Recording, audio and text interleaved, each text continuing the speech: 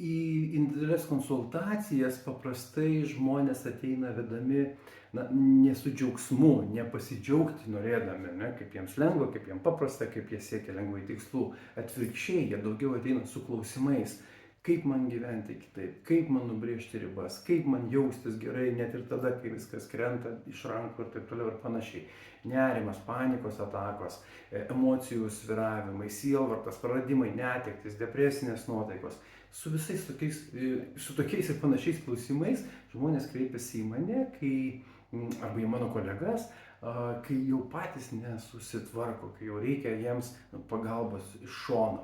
Tai labai smagu, kad žmonės išdrįsta ir ieško tos pagalbos ir eina į kontaktą, ieško pagalbos savo. Tai vienas momentas. O kitas momentas, galima padaryti tokią mažą profilaktiką.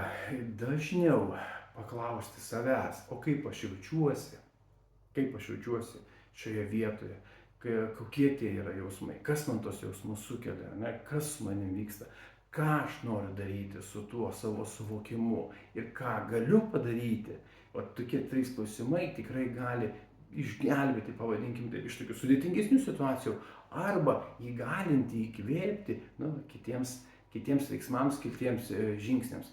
Bandykit, praktikuokit, pamatysit, pasiteisins.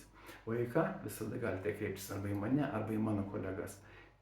Kiekvienas profesionaliai dirbantis su klientais tikrai ras būdą, kaip prieiti prie jūsų ir jūsų sprendžiamo klausimo. Būkit sveiki, būkit laimingi, būkit patenkinti.